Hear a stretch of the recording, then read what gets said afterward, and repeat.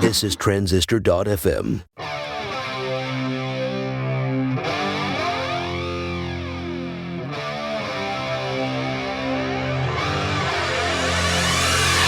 Hello, friends. Justin Jackson here. Welcome back to Product People. Today, we have Pippin Williamson on the show, and this is a part of our Mega Profitable series. So if you're not subscribed to my newsletter yet, go to megamaker.co/profit and sign up on the email list there, and you'll get these case studies emailed to you. And Pippin's story is amazing. He started, like a lot of us, just building websites for people, just building them for whoever would pay him, charging way too little. And as he was doing that, he started building little plugins to add functionality to these websites. And eventually the plugin business took off. And he tells the story of how he went from, making a few $100 a month all the way to a few years ago, they broke $1 million in revenue. So let's get right into it. Here is my chat with Pippin.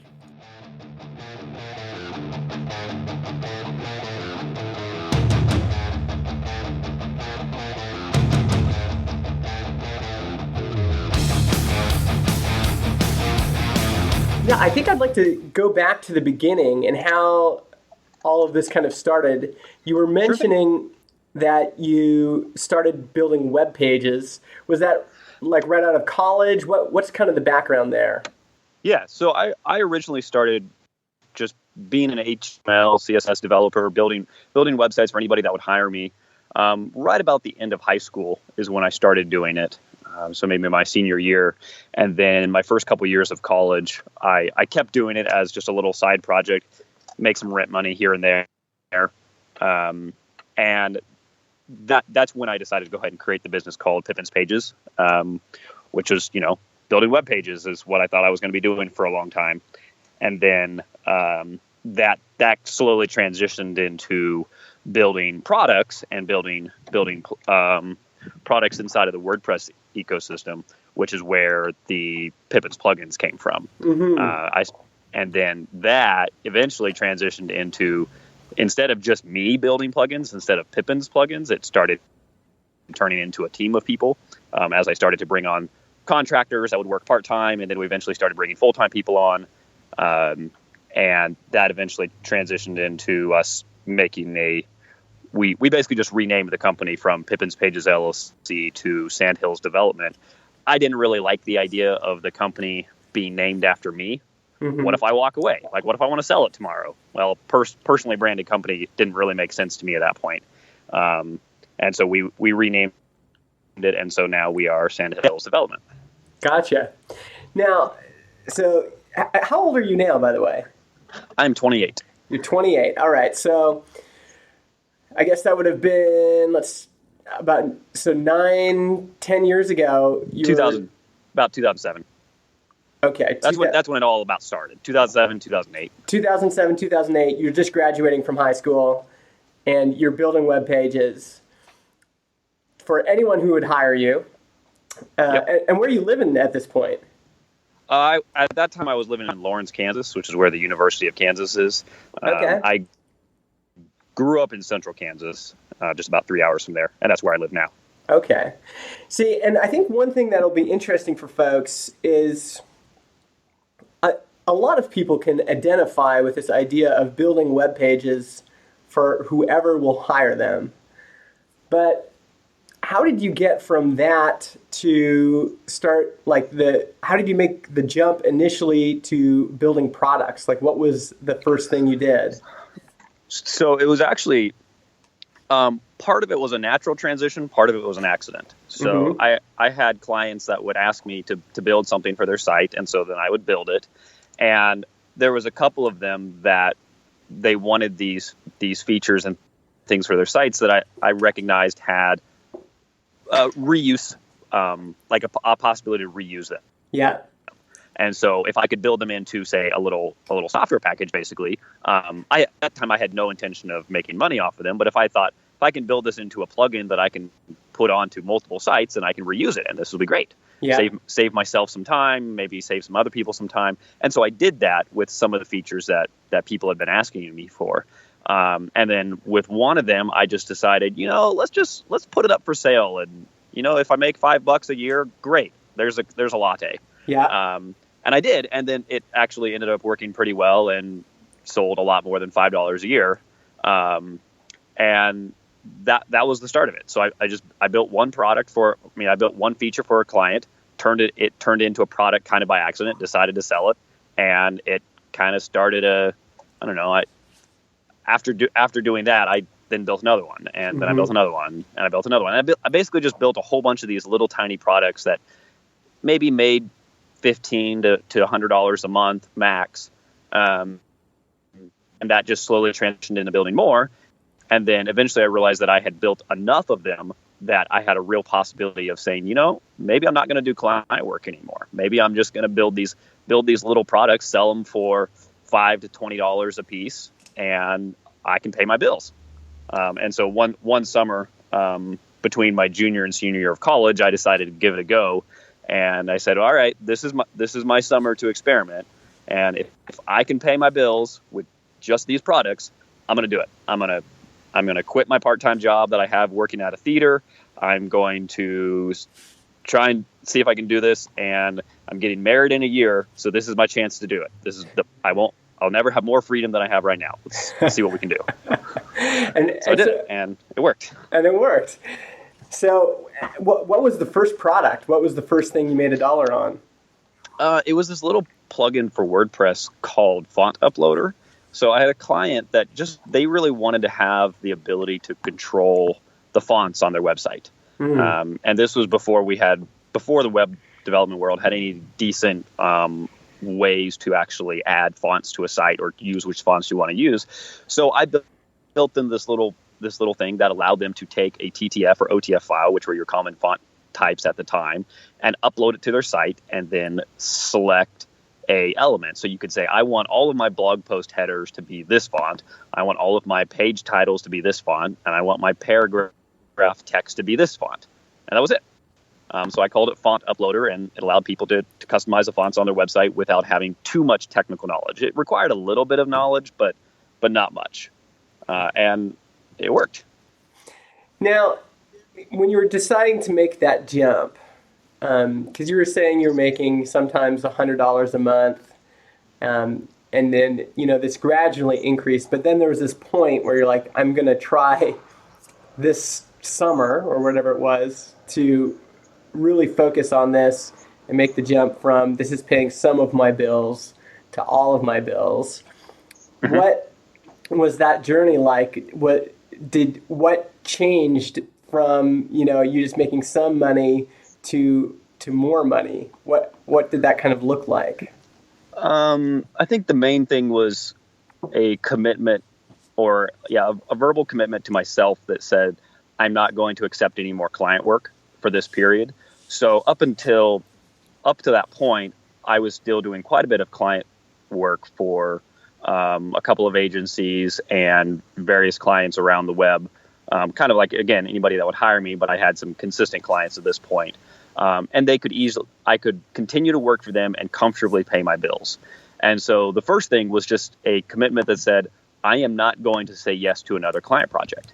Instead, I'm going to take the risk. I will probably struggle for a few months, but I need to take these 3 months or so here and build out some more products that will fill the void left by saying no to the client projects. And so I did, and I built a couple more products. I continued working on some that I had been that I had in the works, or ones that maybe had been a little bit neglected because most of my time was spent on client work then. And so I had to transition from billing hourly or billing project to I'm not billing at all. And all of my revenue was coming from these sales. Was there one particular big winner that you had released that gave you confidence, or was it a bunch of just revenue coming from a bunch of things? So it was kind of a combination.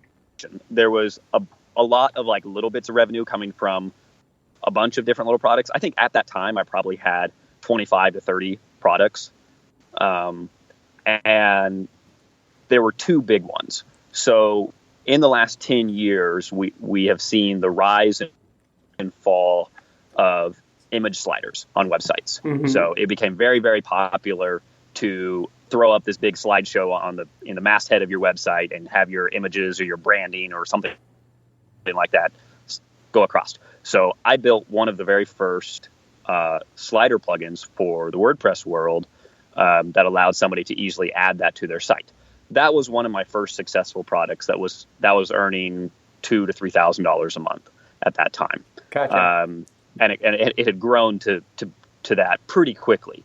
And then there was another one that I had called Easy Content Types that would allow somebody to add these different content types to their website, as well as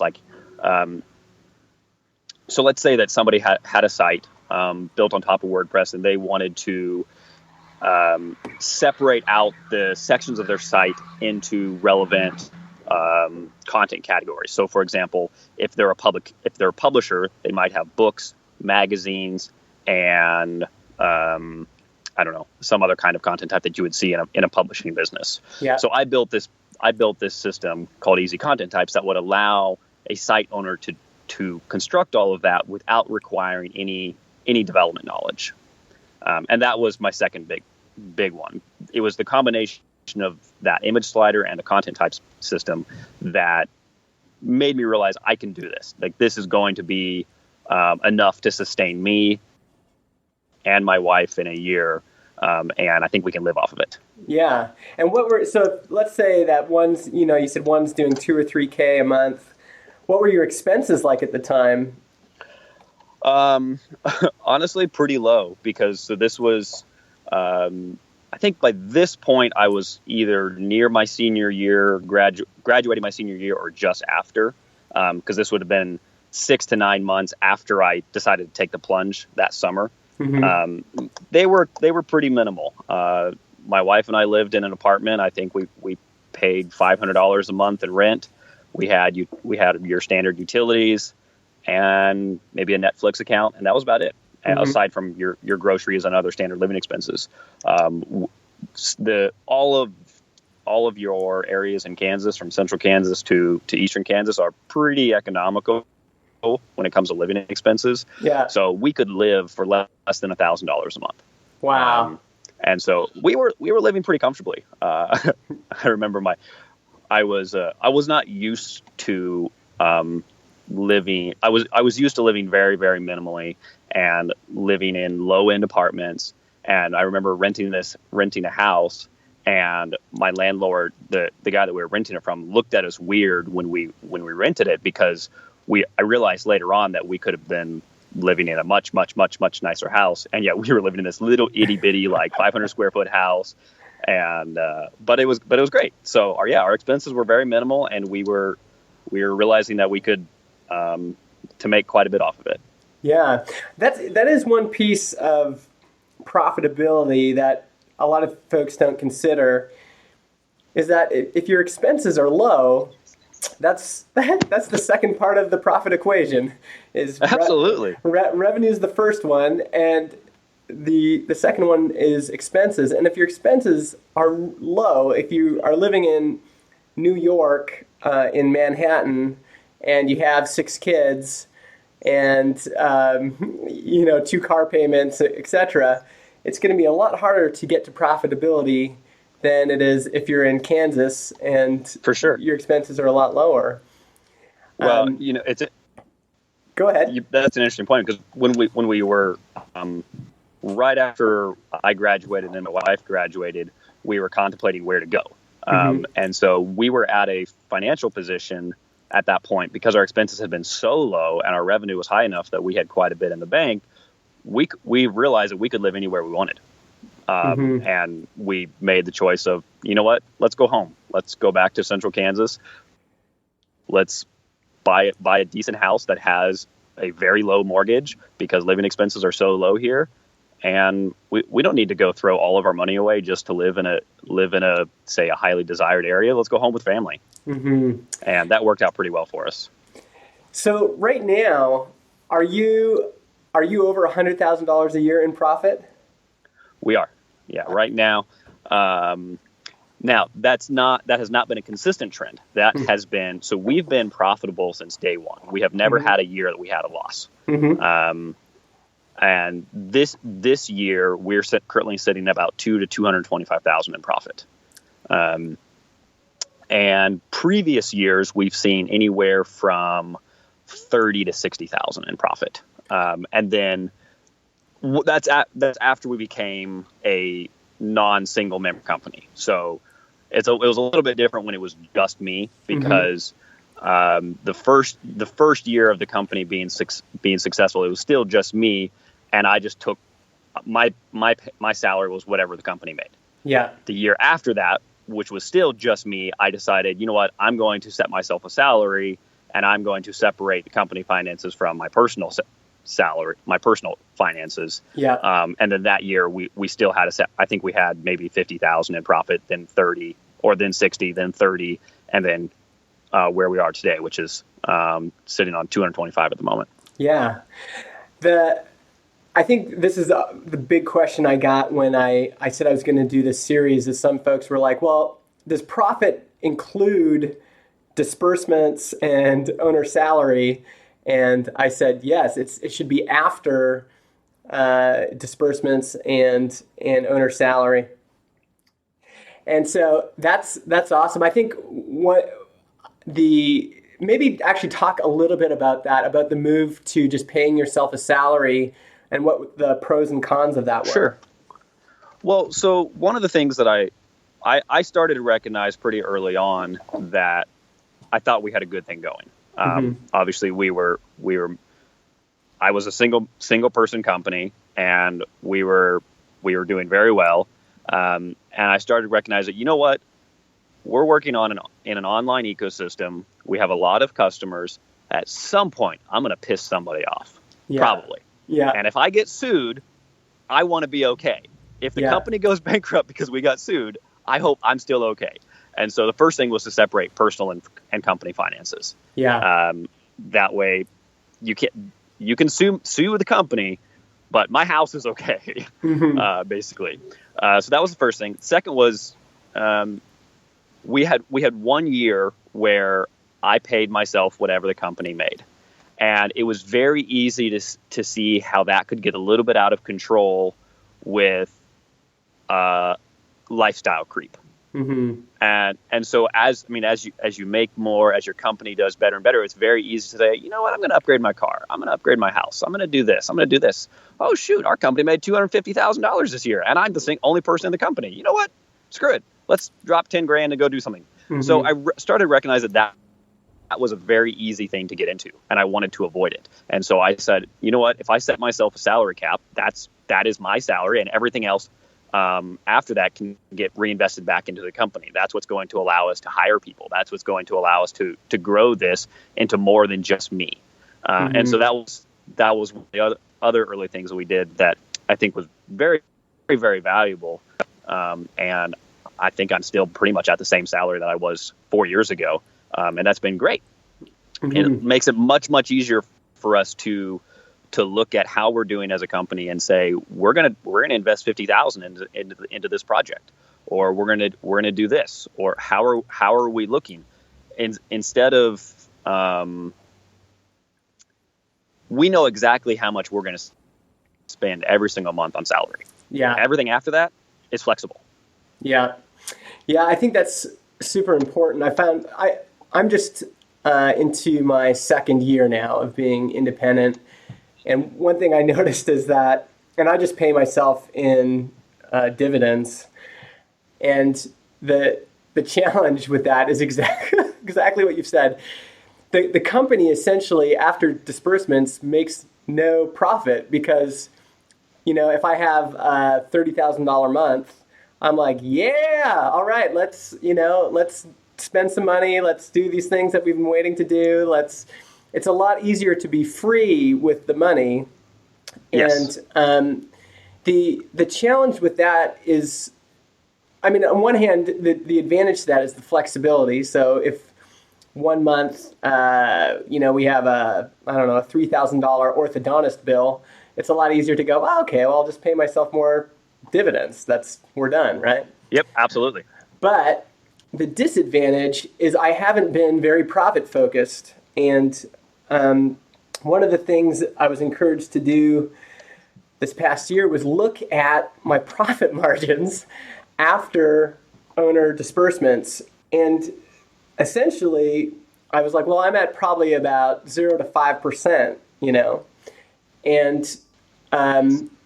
and what this one fellow said to me was 5% is kind of like the new break even. If you're at 5% profit margins, that means all this investment you're putting into your business is actually not investment. You're just basically getting a salary, and there's no added advantage to running a business. So interesting. So what for you, it seems like you had this realization of, I want to keep some money in the business. I want this thing to have a nest egg inside of it. What led you to that? Was it just you always being quite frugal and liking having the money in the bank? I think there's a few things. So the first is that growing up, we were comfortable as a family. We were never wealthy. We were never super poor. We were reasonably comfortable. But just as an aside, what did your parents do for work? Well, so they varied. So my mom was a professional florist for a while. Mm-hmm. My father was a professional software developer. Then they ran an organic apple orchard, and they also ran a dry cleaners. Okay. So they did a variety of things. All right. Now my mom is mostly retired, and my dad is a software developer still. Okay. But anyway, for all of the years that when I was at college and before that, I became very comfortable with not having more than $5 in my bank account. Mm-hmm. I very much lived paycheck to paycheck. I never had spending money. I remember going around and watching friends that had a lot more and watch them be able to spend liberally and enjoy things. And some of it I remember being envious of, but also I became really appreciative of having very, very little. Mm-hmm. And one of the things that led me to do was to say, look, before I hire my first person, I will have their salary in the bank for a year. Their annual salary will be in the bank before I ever hire them. Wow. And I'm not completely adverse to risk, but every risk that I take is going to be very, very calculated. We're going to make sure that it's a safe gamble. Mm-hmm. I don't like the idea that I would hire somebody and say, here, come work for me and I'll pay you this amount per year or this amount per hour. And then next month having to fire them because I can't pay them terrified me. Mm-hmm. Absolutely terrified me. And so I said, I will not do it.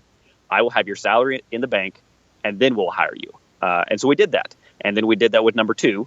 Once we got to say number 3 and number 4, it was a little bit harder to do that because all of a sudden you're talking about a little bit bigger numbers. Yeah. But we still kind of kept that goal. And so then that transitioned into saying, you know what? What if tomorrow the power grid dies and the internet literally dies? Mm-hmm. Obviously, this is a super cataclysmic event. But what if? Just what if? I mean, maybe we're not talking about the power grid. Maybe we're talking about the ecosystem that we've built our products in. Maybe it's me. What if I'm in a fatal car crash tomorrow and all of the employees are now wondering, what do we do? Mm-hmm. So I wanted to have a security net and said, okay, we will be able to operate with 0 revenue for a minimum of 3 to 6 months. And so that means having cash in the bank.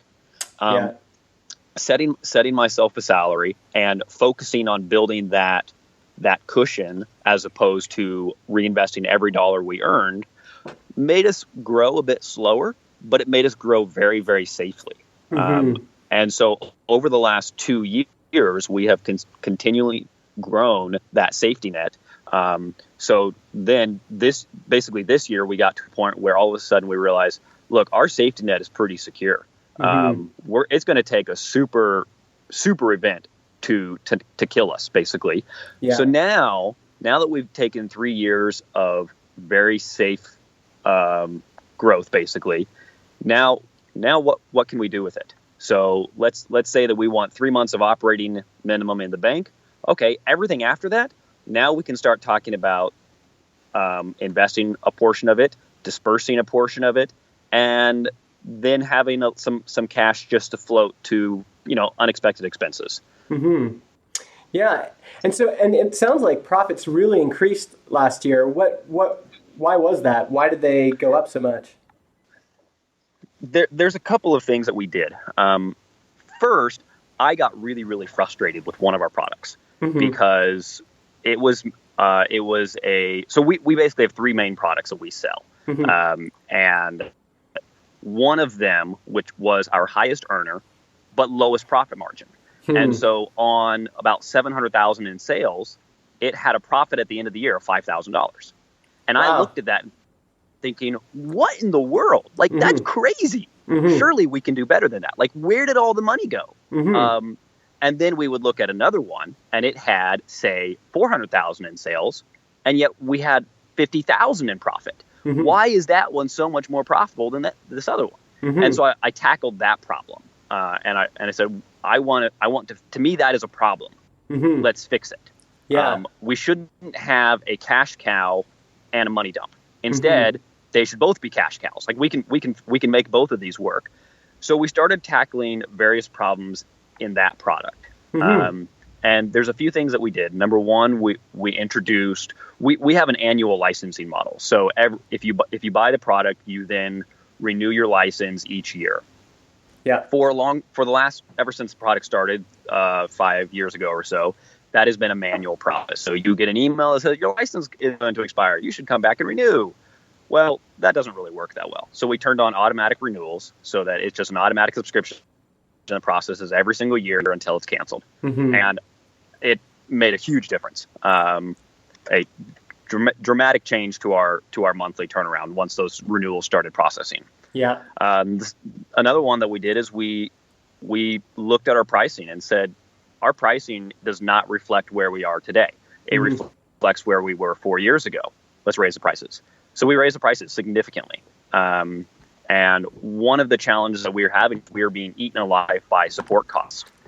And it was basically, we had too many low value customers. And so we said, okay, let's get rid of some low value customers and increase the average value of our customer by raising our prices. So that way we may have fewer people that come in and purchase, but everybody that does is paying a little bit higher price. And one thing that we have noticed over the last 5 years is that this is not uncommon, is the more that a customer pays, the easier that customer is to support and to manage.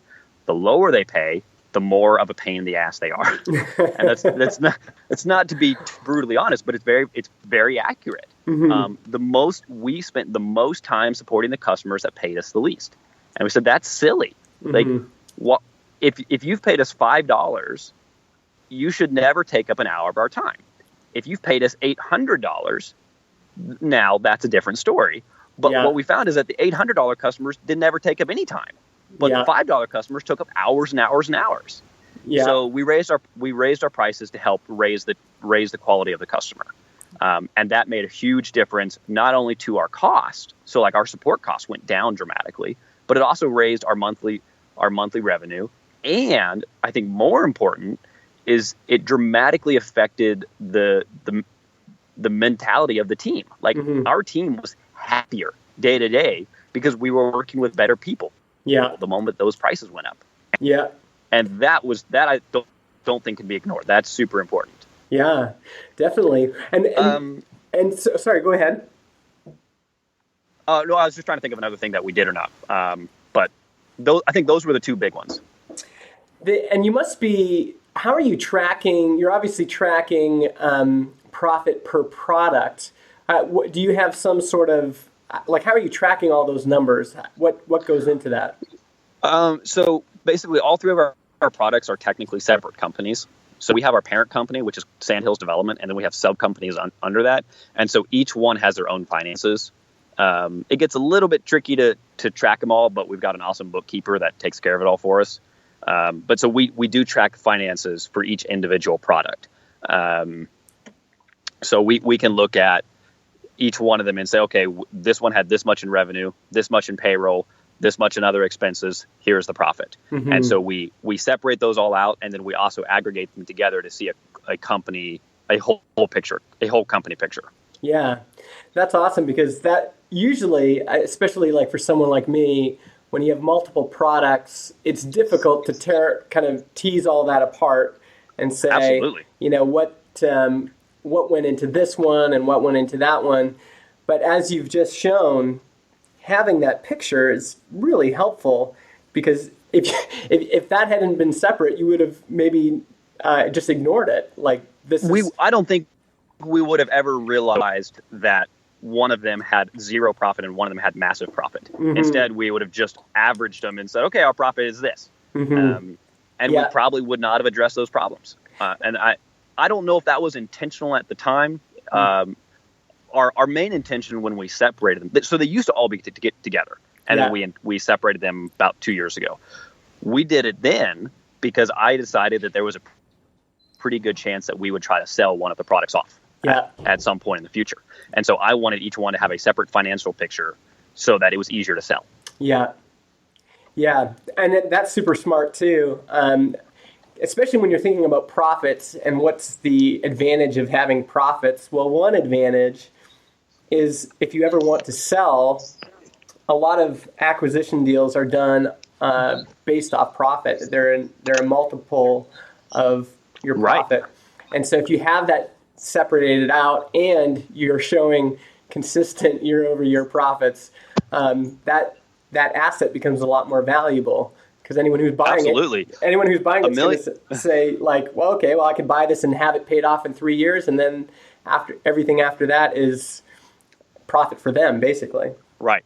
$1 million in revenue doesn't mean jack shit if you spend $999,000. Mm-hmm. Well, that's the thing. I think that's the danger in focusing just on top line revenue, which is a really kind of blunt metric in our industry, and I think is, there's some things that are helpful about it, but I've become a lot more interested in the expense side, because it's really easy for your expenses to increase at the same rate as revenue.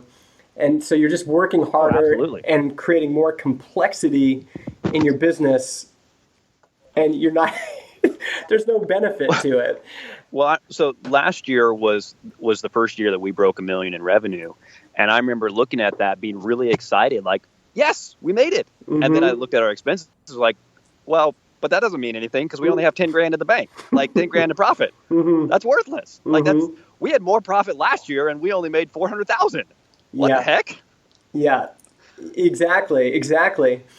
So I think that's a really good tactic of eventually, when you get to scale, breaking apart your product lines, putting them under separate companies, or at the very least getting your bookkeeper to split it up for you.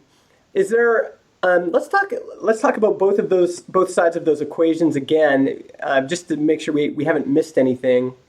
Is there anything else you've done to increase revenue and or to reduce expenses? There's a few things that I think have had a significant impact, but were not necessarily done for the purpose of increasing revenue or decreasing expenses. One of the big ones is that we focused on people. Take care of people and they will take care of you. And so one of the things we try to, we're not interested in hiring somebody at minimum wage. We're not interested at hiring somebody just to get the job done. Mm-hmm. We are very much, we have an ethos of hiring around people. So it's the human element. And I think that's been really, really important. We also have very intentionally not gone after growth for the sake of growth. I have no interest in building a big company.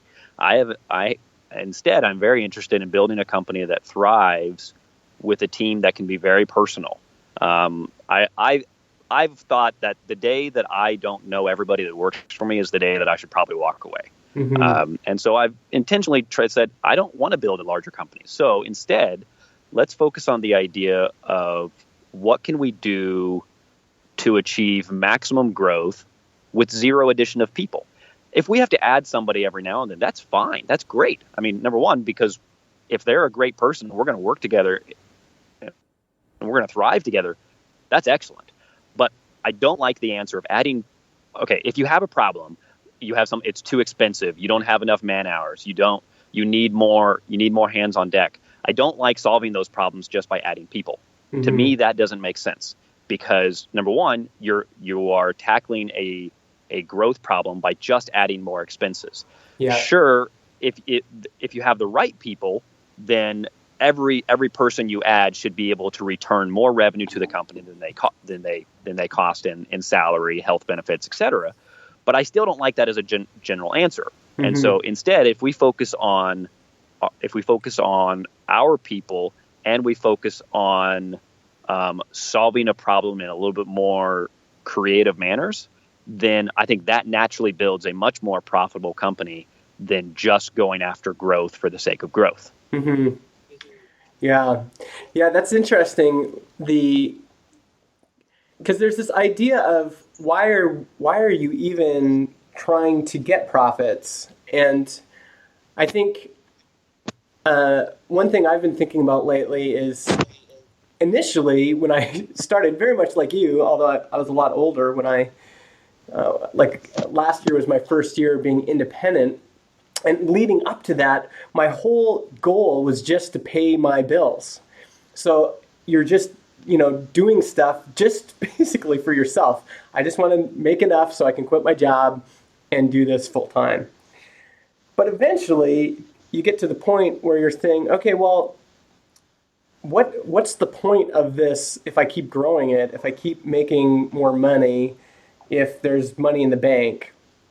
And certainly some of that is going to be for ourselves as business owners. If we get sick and the business can't continue, it'd be nice to have some profits to live off of. But then you kind of expand out, don't you? You start to think about your family next. Okay, how can I make sure my family's taken care of? How can I make sure my kids are taken care of, etc.? But then after that, even then you start to say, okay, well, but what's the point? And yep. I feel like eventually, some people just do really get excited about, growth for the sake of growth. It's like a game to see how much money they can get in the bank. And that's fine too. But I think there's also this other group of people that are like, I really want to help more people than just myself and my family. I want to see other families kind of impacted by what we're doing. And it seems like that's kind of the road you've taken. It is. Our goal is to get that every single person that works with us is taken care of. Mm-hmm. This is the mindset that has led us to give away 25% of the company to team members. Mm-hmm. This is the mindset that gets every single person raises every year if possible. We have no interest in hiring somebody at $30,000 a year. Mm-hmm. We have no interest in paying somebody your minimum. We want to take care of everybody that we can. And so you've given away 25% equity? I've given away 25% of equity of the company. Yes. Wow. So this isn't just profit sharing. This is actual ownership. Yeah, it's real ownership of the company. And it's obviously we don't do anything on a whim. Everything is number one, it's very carefully thought out. But it's also, look, this is not a company that exists because of me. Sure, I started it. It might not be where it was today if I had walked away 3 years ago and gave the reins over to somebody else. But this company exists because of the people in it, because of the human element. And so we need to be conscious of that. And we need to make sure that those are the people that get rewarded. I should not, as the owner, I have no interest in swimming in profits while the team members that have been hugely responsible for all of this see no change year to year. Mm-hmm. To me, that is ludicrous. Mm-hmm. They are the reason that I have a flexibility that I do now. Mm-hmm. And so we're going to make sure that they get rewarded for that. Yeah, I think that's awesome. I think, again, every owner is going to need to figure out what motivates them to, why are they in this game? And there's some people listening that are just going to be like, well, I'm just trying to make a living. And that, I think, is obviously the first step. And then after that... Absolutely. I mean, that's how everybody starts. Yeah. I mean, I started this as I hope I can make it this year. Mm-hmm. Yeah, exactly. But after that, yeah, what's going to be the thing that motivates you to keep going? And yeah, I think that's awesome what you've done. That's obviously very unique. Peldy has a very similar philosophy at Balsamic, and I think the cool thing about that philosophy is as you are growing and trying to attract new people, I've often said that like I'm independent for life, but if I needed a job, Peldy's probably the only person I would work for.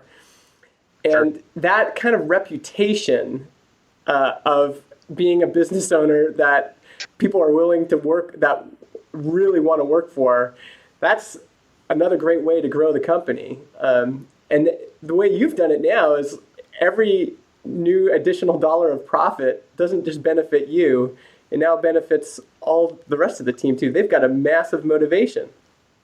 Absolutely. Well, one thing that's always bothered me about the idea of owner-driven profits, if I am pushing my team to work harder, sometimes working long nights, long days, they better have a motivation that's not mine. Yeah. And not everybody is driven by profit in that way. Yeah. And so obviously that's not going to apply across the board, but it can't be just me. Mm-hmm. Not if I'm going to ask more of them. Yeah. Yeah. We're gonna kind of close off here, but I've got a few more questions around what your life is like now. Certainly. Even for profitable companies, business is hard. What are some of the things you're struggling with right now? I think the main one right now, on an entirely personal level, is that I've hired myself out of a job. It's interesting to me because starting, if we go back 5 years ago, I was the developer, I was the marketer, I was the support, I was everybody. I mean, I wore all the hats, and that has slowly changed. And about 6 months to a year ago, I realized every single role that I have filled in this that I've done in this company is no longer me. Like somebody else is managing them, and they're doing better than I was. Yeah, which is great. I mean, it's exactly what I want to do. It's exactly what we were striving to do. But so it has been an interesting challenge personally for me, because all of a sudden I realized that I don't always know what I'm supposed to be doing with my time or what I should be doing with my time. I'm pretty good at, if I have things that I know have to be done, I can tackle them and get them done. And now I'm in an interesting position because now I get to figure out what is the best thing for me to do, because the have to get done list is not necessarily my list. And it's been an interesting mental shift for me, but it's also been really great because that is what has allowed me to refocus on figuring out where we are going as a whole, how we are going to take care of our team in the long run. And that's been great. It's been a challenge though, because it's very different than what I had done previously. Yeah. On a non-personal way, I think one of the things that we've struggled with this last year is something we mentioned earlier, is we have this one product that has the highest revenue and the least amount of profit. Solving that problem. And we're solving it. We're solving it pretty successfully, I think. But it has been an interesting challenge.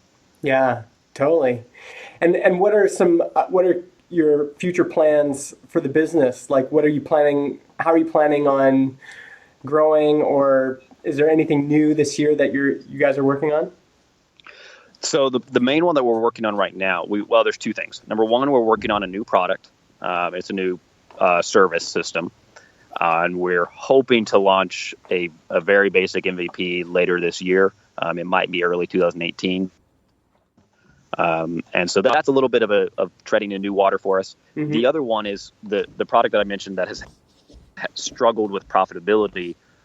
We are working to, one of the ways that we're solving that profitability is by taking 100% control of the product. So this product has had an ecosystem of third-party developers that have been wonderful. That ecosystem has allowed the product to grow in many more ways than we could have done in-house. But it's also caused some challenges for us. And so we made a few decisions early on. Basically, we decided we chose to operate a marketplace where third-party vendors could come in and sell their extensions to our product through our site.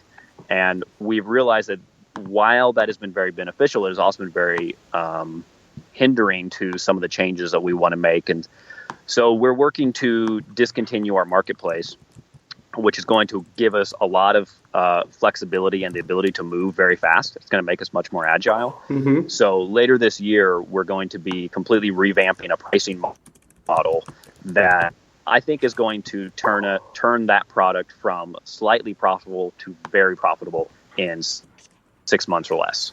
And so that's our project right now, is doing that. That's awesome.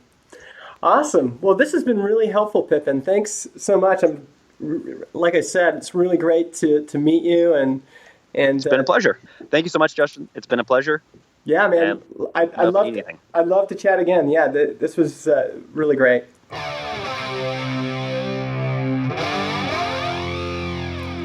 Hello. So there we go. Great conversation with Pippin. Again, you can get the full case study at megamaker.co/profit.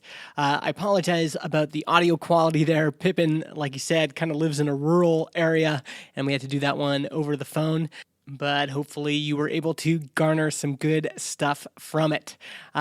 Check out Pippin's plugins online. You can also follow me on Twitter. I'm the letter M, the letter I, Justin, and I'll see you next time I publish one of these. Should be soon. I think Natalie Nagelli from WildBit is next.